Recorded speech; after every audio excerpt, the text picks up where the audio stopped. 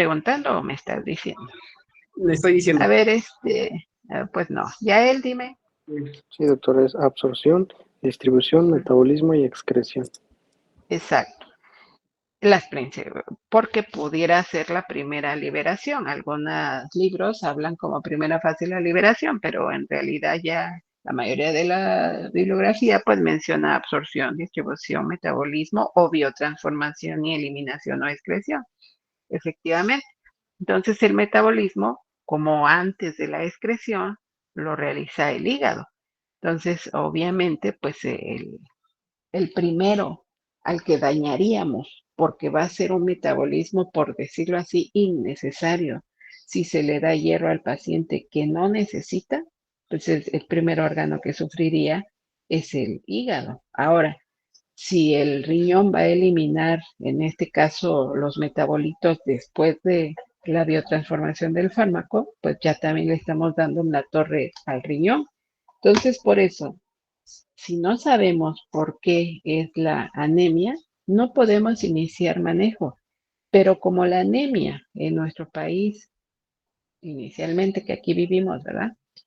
Es una patología muy frecuente y que en primera se deben de acordar que nunca va a ser la patología base, siempre va a ser secundaria. Por ejemplo, si estamos hablando de anemia por deficiencia de hierro, pues el problema es la deficiencia de hierro, por eso tiene anemia. Y la causa de la anemia, que sí es la deficiencia de hierro, ¿por qué llegó a la deficiencia de hierro el paciente? Y entonces, pues nada, nos vamos a topar con que tal vez tenga una parasitosis, tal vez sea una gastritis o mejor dicho una úlcera que ha tenido periodos de hemorragia o como les decía síndrome de mala absorción. ¿A qué nivel se absorbe el hierro, Dairon?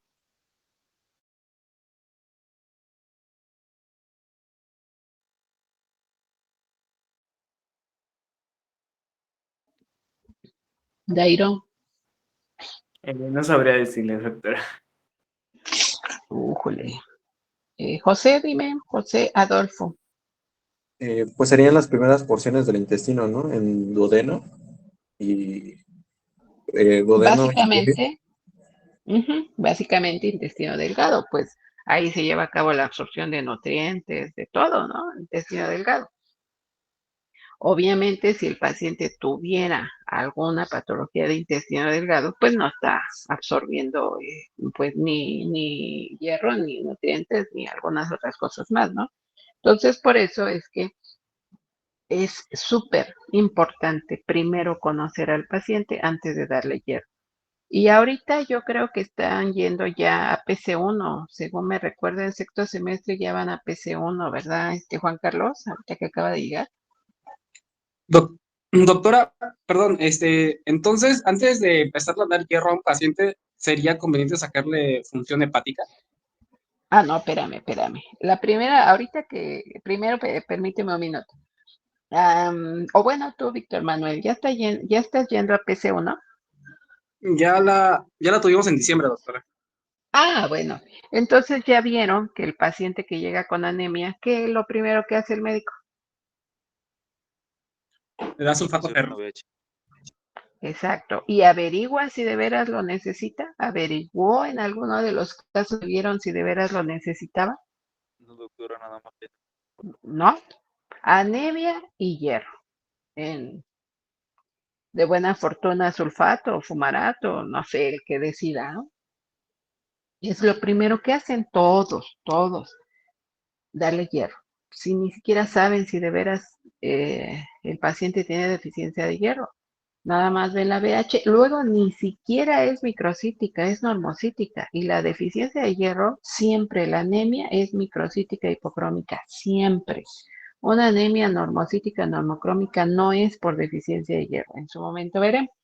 Hay dos formas de clasificar a las anemias. Morfológicamente hablando, como les decía, en la BH ya sabemos. Y sí, efectivamente, como dice la compañera, vitamina B12, ácido fólico, hierro, le dan de todo y ni siquiera, o sea, si tú le das a un paciente hierro, vitamina B12 y ácido fólico, ni siquiera sabes de qué tipo es la anemia de tu paciente, cuál es la deficiencia que tiene, nada más estás actuando por así.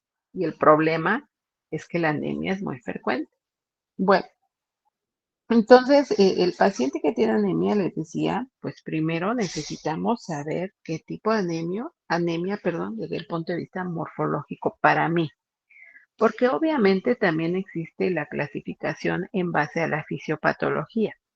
Entonces, en los libros la pueden encontrar generalmente, o no generalmente, todos los libros manejan la fisiopatología de las anemias y es una manera de clasificarlas. Sí, pero pues lo primero que tú tienes como médico es la BH. Entonces, ¿por qué no primero en la BH ves que morfológicamente la anemia es micro, normo, hipo, normocrómica, antes de ver la fisiopatología?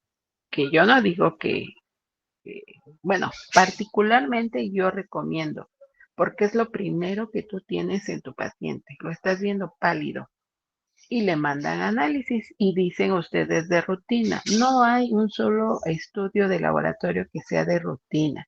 Son estudios de laboratorio que se le envían al paciente porque necesitas establecer tu diagnóstico, necesitas confirmar lo que sospechas o descartar. Por eso laboratorio se llama auxiliar de diagnóstico, imagenología, por eso se llaman auxiliares de diagnóstico. Entonces, clínicamente tienes a tu paciente pálido, etcétera. Puede ser que sea un hallazgo en la BH, la anemia, porque no siempre se va a ver al paciente pálido. La mayoría de las veces sí, pero no siempre. Pero bueno, como la mayoría de las anemias son por deficiencia de hierro, la naturaleza en su infinita bondad nos ayuda con nuestra ignorancia, porque pues el paciente va a estar pálido y hasta las abuelitas saben que tiene anemia el paciente. Bueno, ya tienes la BH, por eso yo siempre recomiendo iniciar con la BH, porque no tienes otro estudio de laboratorio que te confirme que tu paciente tiene anemia. Bueno, ya tienes una anemia microcítica hipocrómica. Tus tres opciones son deficiencia de hierro, talasemia o anemia sideroblástica. Esas son tus tres opciones. La mayoría de las veces es por deficiencia de hierro, pues iniciemos a estudiar o a comprobar que el paciente tiene deficiencia de hierro. ¿Cómo? En primera, saber si de veras tiene deficiencia de hierro. Entonces hay un estudio de laboratorio que se llama perfil de hierro o también se le puede llamar cinética de hierro. Pero el hierro tiene varias formas de presentación. Hay un hierro sérico, obviamente el que está circulando. Hay un hierro de transporte que se llama transferrina y hay un hierro de depósito que es la ferritina. Entonces, cuando el laboratorio te da el resultado de tu perfil de hierro, tú ya sabes dónde está el problema. En el hierro que está circulando hay menor cantidad de la que debería de haber. En el hierro de reserva, fíjense, cuando se depleta la reserva parcialmente, porque el paciente no se queda sin nada de hierro, afortunadamente, ¿eh? Entonces, el paciente tiene una disminución de ferritina, que es el hierro de reserva, pero todavía puede haber hierro sérico en una cantidad adecuada y es cuando el paciente no se ve pálido. ¿Por qué? Pues por la cantidad de hemoglobina que ya veíamos al inicio, la coloración que tiene la hemoglobina, la eosinofilia. Entonces, eso es lo que le da el color a la piel. Entonces, el paciente puede no verse pálido y ya tener problema con la ferritina. Pero el hierro sérico, el hierro que está circulando, todavía es una cantidad promedio. Entonces, en la cinética se ve qué cantidad hay de ferritina, que es el hierro de reserva, qué cantidad hay de transferrina, que es el que transporta el hierro, y qué cantidad hay de hierro sérico. Con esos tres parámetros, pues tú ya sabes dónde está el problema, en el transporte, en el hierro que circula o en el de reserva. Pero ya compruebas que la anemia de tu paciente es por deficiencia de hierro. Todavía no urge darle hierro. Ahora lo que urge es saber qué originó la deficiencia de hierro. Los dos problemas más frecuentes para que un paciente desarrolle deficiencia de hierro son aumento en las necesidades o disminución en la ingesta. ¿Cuándo hay aumento en las necesidades, Mónica? ¿Cuándo crees que necesita el paciente ingerir hierro en una cantidad un poco mayor al promedio? Aumento en necesidad. Pues cuando hace alguna actividad deportiva, por ejemplo, los deportistas pues van a necesitar, digamos, una alimentación completa. No O en tanto. algún Alexis, esfuerzo sí, físico. perdón. ¿Sería en el desarrollo, doctora? Crecimiento y desarrollo. En el Por lo embarazo tanto, igual. en el embarazo. El embarazo y crecimiento y desarrollo son los más. Te voy a decir, Mónica, porque no te decía yo del deportista. El deportista que es de a de veras, pues lógicamente tiene una dieta balanceada. Pero el deportista de alto rendimiento, digamos, vamos a ver, el deportista que el día 1 de enero dice voy a correr. Y pues nada más corre el primero y ya. Ese sí ni lo contamos. Luego viene el deportista, a lo mejor quisiera yo decirle en este momento, se me ocurre decirle social. Va a correr cada fin de semana. Está bien. Y luego tenemos un deportista tal vez habitual, ¿no? Corre diario o va al gimnasio, el tipo de ejercicio que realice, pero lo hace diario. Y luego está el deportista de alto rendimiento. De acuerdo al tipo de deportista, sí, con la insuficiencia renal también desencadenan deficiencia de hierro porque la eritropoyetina es un favorecedor para el proceso de maduración del eritrocito, para la eritropoyesis. Entonces sí, el paciente con insuficiencia renal desencadena anemia microcítica hipocrómica porque por deficiencia de hierro al fallar la síntesis de eritropoyetina. Ajá. Entonces les decía de estos tipos de deportistas, ¿no? El ocasional, eh, el que más o menos, el que diario y el de alto rendimiento. Bueno, básicamente el de alto rendimiento eh, está en una hipoxia. ¿Por qué? Pues porque corre obviamente y a veces se van a incluso hasta entrenar a los cerros, ¿no? Para tener mayor resistencia. Esa, entre más lo que veíamos en los valores de referencia de la BH, entre más altura sobre el nivel del mar haya y tú vivas ahí, o en el caso de las personas que van a correr al cerro, porque pues con eso pues, se ejercitan más, ¿no? Bueno, eso que hacen genera hipoxia. ¿Qué respuesta da el organismo? Pues formación de eritrocitos. Entonces, esos pacientes, esas personas, mejor dicho, no pacientes, las personas que hacen ejercicio de alto rendimiento o que van a correr al cerro, más bien tienen una cantidad de hemoglobina más alta y una cantidad de eritrocitos más alto de lo normal por la hipoxia y la respuesta que da la médula ósea de producir más eritrocitos. Esas personas, por eso están todas hasta chapeadas, ¿no? Los que viven aquí en Tehuacán y que conocen a la gente que vive en, ¿cómo se llama este pueblo? San Felipe Maderas, creo, algo así. Son personas que vienen aquí a Tehuacán y que están así bien chapeadas por la altura a la que viven y que la cantidad de eritrocitos es mayor, la cantidad de hemoglobina por ende, y pues tú lo ves y pues cuando van a tener anemia. Bueno, porque su organismo está acoplado a esa altura sobre el nivel del mar.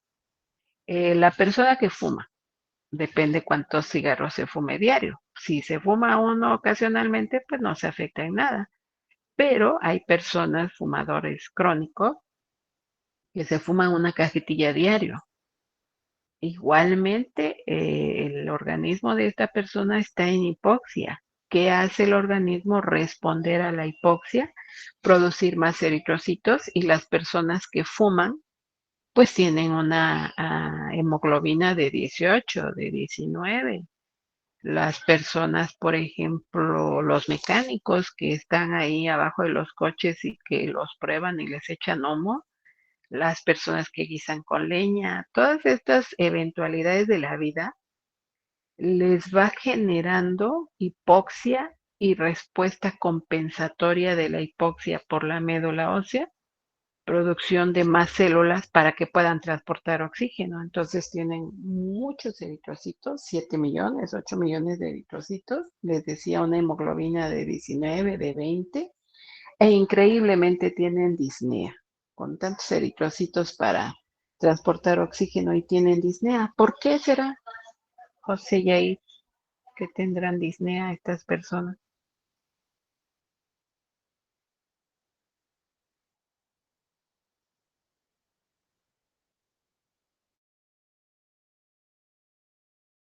Sí, José Antonio, dime. Me imagino por la baja cantidad de oxígeno, al ser más los números de eritrocitos, pues no les toca tanto como debería. No, hombre, pues no quedamos que el eritrocito es el que no. A ver, por eso cada clase tienen que estudiar, no es de me imagino. Quedamos que los eritrocitos, 95% de las proteínas que tienen es hemoglobina. ¿Qué trabajo tiene la hemoglobina? Transportar el oxígeno. Si 95% promedio de las proteínas es hemoglobina, no, todavía no tiene fibrosis, Josué. Este, tiene, todavía no llego a ese punto. Tienen hemoglobina y transporta oxígeno, pues no les falta oxígeno. A ver, el último, Alexis, dime. Puede ser por lo que implica el fumar. Hay un aumento en las concentraciones del dióxido del carbono y el intercambio gaseoso no funciona bien, a pesar de que haya la suficiente cantidad de eritrocitos, los gases están descompensados por el hábito de fumar. Sí y no. ¿Por qué sí y por qué no? Efectivamente, el hecho de tabaquismo en una persona, pues conlleva situaciones pulmonares, pero ahorita no es el punto. Por eso te digo sí y no. Si analizamos la fisiopatología del tabaquismo, pues va a causar estragos. Ahorita que me decía, perdón, no recuerdo quién de la fibrosis. Sí, o sea, obvio, es un daño, digamos, colateral, pero ahorita ese no es el punto. Ahorita el punto es la hematología. ¿Qué le pasa a la sangre que tiene muchos eritrocitos? Pues la viscosidad aumenta. ¿Qué es la viscosidad? Pues digamos el espesor. La sangre, si ustedes sufren una pequeña herida y que han sangrado, pues cae, ¿no? Gotea. Ajá. Pero la sangre de estas personas, al tener tantos eritrocitos, eso es lo que les pasa, aumenta la viscosidad, se hace espesa. Eso complica que circule y si no circula, no transporta el oxígeno. Yo no estoy, yo no digo que no de lo que me comentaban, pero ahorita ese no es el punto.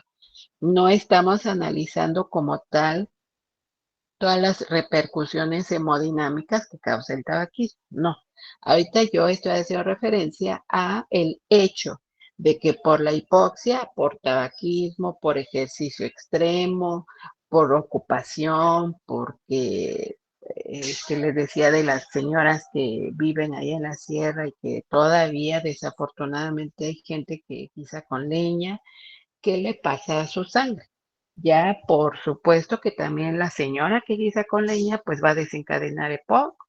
El paciente que fuma inicialmente puede desencadenar EPOC, o sea, una enfermedad pulmonar obstructiva crónica, sí, pero ahorita no estamos viendo la fisiopatología pulmonar, sino nada más qué le pasa a la sangre en estas personas que por diferente razón la médula responde a la hipoxia formando una mayor cantidad de eritrocitos, que son los que contienen hemoglobina y que a su vez transportan oxígeno.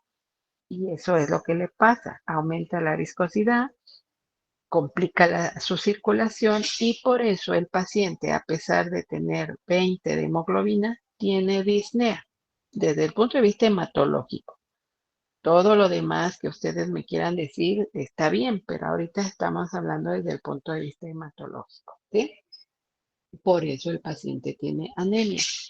Obviamente, el paciente, la persona, antes de ser paciente, la persona que hace ejercicio extremo no tiene disnea, obviamente, porque tiene una salud en general buena. Lo que tiene esta persona, pues es una sobreproducción de eritrocitos derivado del ejercicio que hace y la respuesta a la hipoxia, pero su condición general es buena, a diferencia de la señora que aparte de que guisa con leña, a lo mejor es hipertensa y sabemos que también empieza a complicarse la circulación, a lo mejor es diabética, el mecánico, esos ya son pacientes, el que es fumador crónico, esos ya son pacientes. La persona que es deportista habitual, digamos, antes de ser extrema, habitual, pues tiene una condición general buena y por eso solamente en ellos que tienen 20 años, 25 años, 30 años, en este momento no hay problema, incluso no tienen disnea, obviamente, a pesar de que la masa eritrocitaria hubiera aumentado un poco, por lo que acabo de comentar, pero ellos ahorita no tienen problema de disnea.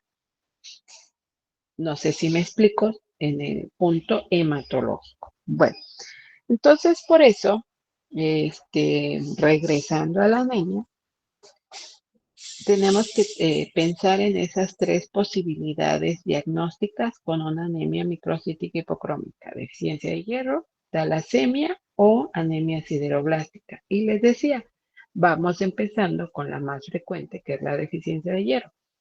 Entonces, también les decía, bueno, esa deficiencia de hierro se puede deber a un aumento en el requerimiento, a una disminución en la ingesta o a una combinación. Y ya quedamos que el aumento en el requerimiento principalmente ocurre en el embarazo, ocurre en el crecimiento y desarrollo. Por lo tanto, por eso es que la mujer embarazada pues es así, ni le averiguan nada, ¿no? Está embarazada y le empiezan a dar su hierro. Ah, bueno, pues porque ella, por el aumento en los requerimientos y probablemente disminución en la ingesta, si es que tiene sintomatología neurovegetativa, tiene náuseas, tiene vómitos, pues obviamente su dieta va a estar restringida. Entonces en ella es una manera de prevenir. Ahora, desde que se embaraza puede ser que ya tenga deficiencia de hierro y no se hubiera diagnosticado. Y ahorita con el embarazo pues se complica, ¿no? Pero en el caso de las embarazadas, pues digamos que es la única condición tal vez que yo digo pues, que bueno, que le den su hierro una vez que se detecta el embarazo porque está con un aumento en los requerimientos y en el primer trimestre seguramente tiene una disminución en la ingesta, que igual también hay mujeres embarazadas que en el primer trimestre no tienen ninguna sintomatología neurovegetativa y su alimentación es normal, no tiene doble problema, pero pues muchas de ellas sí. Bueno, los niños tienen un aumento en el requerimiento también, pero ahí está, bueno, iba a decir está más fácil, pero no sé.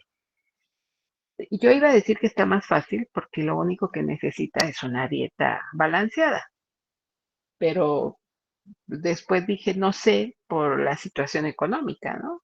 Pero en ese sentido es más fácil tener a un niño con una dieta balanceada y que esa dieta balanceada impida que a pesar de que tenga aumento en los requerimientos, desarrolle una anemia por deficiencia de hierro.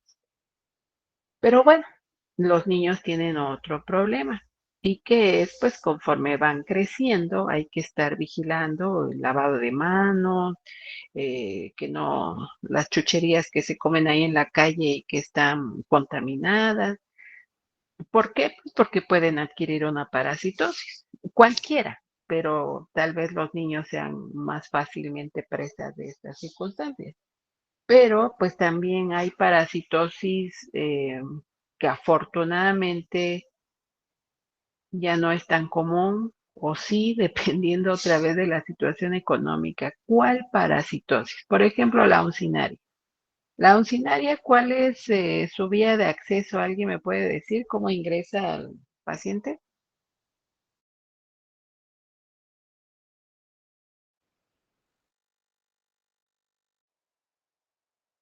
Víctor Manuel, dime. Por vía fecal oral, doctora.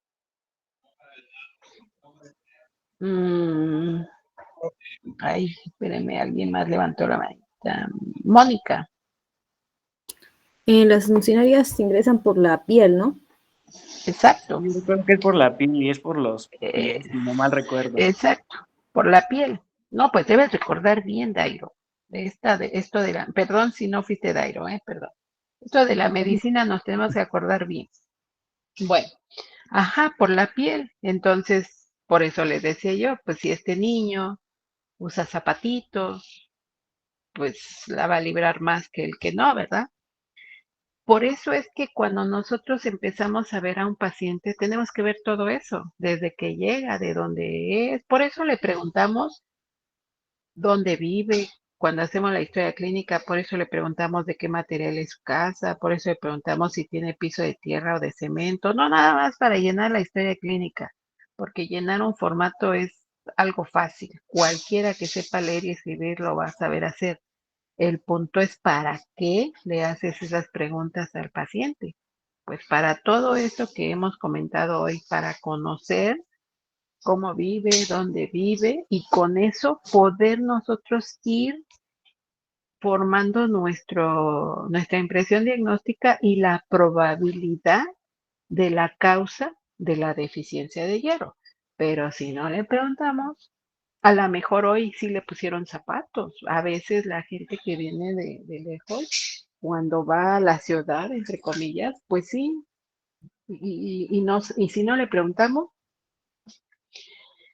bueno, son 2:54. Nos vamos a quedar acá. Mañana espero que no haya problema con la imagen, pero y si no, pues igual seguimos. De todos modos, es una manera que ahorita era la introducción. Mañana, si los dioses me acompañan, pues veremos ejemplos de biometrías para ir practicando esto y que pues podamos ver esas VHs donde podamos suponer que el paciente tenga deficiencia de hierro o cuál otro tipo de anemia y con eso ir haciendo un protocolo de estudio. Siempre lo interesante es tener un orden, ¿eh? Si no tenemos orden, miren, no llegamos a un diagnóstico.